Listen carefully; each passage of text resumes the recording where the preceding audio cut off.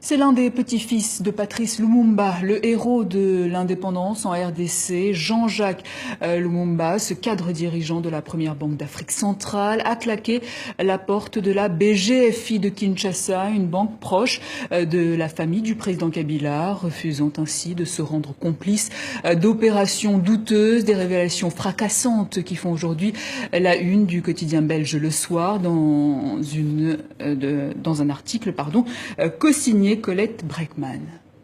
Ce que nous révélons, ce n'est pas tellement la hauteur des sommes engagées, encore qu'il s'agisse de plusieurs dizaines de millions de dollars, mais un système d'irrégularité, de prédation, mais qui est mis en œuvre par des très proches du chef de l'État. Et donc c'est là que le bas blesse. Il s'agit de son frère qui dirige une banque, d'un autre frère qui dirige une société d'importation de produits alimentaires. Et donc là, on se retrouve au cœur du système. Mais les documents qui nous ont paru les plus révélateurs sont des documents qui mettent en cause la commission électorale indépendante, parce que, comme vous savez, les élections sont un enjeu majeur pour l'instant en République démocratique du Congo, et cette commission assure qu'elle n'a pas d'argent pour organiser les élections.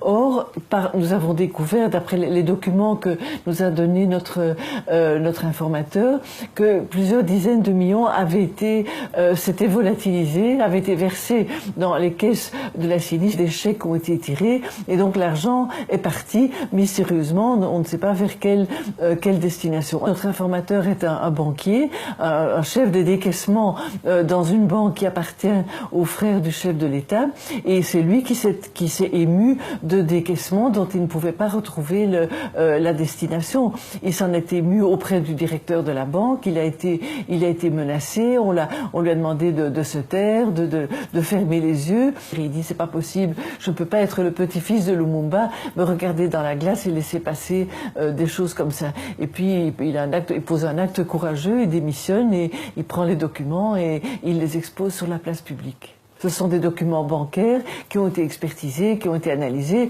et qui sont irréfutables et qui donc montrent le système, comment il fonctionne. Cette prédation régulière, quotidienne et impunie, comment elle fonctionne. Et comme le dit mon interlocuteur, monsieur Jean-Jacques Lumumba, c'est l'argent du peuple qui est ainsi détourné. Et voilà, dans un pays où on manque d'hôpitaux, de dispensaires, où les parents doivent payer eux-mêmes les salaires des enseignants, c'est pour le moins choquant.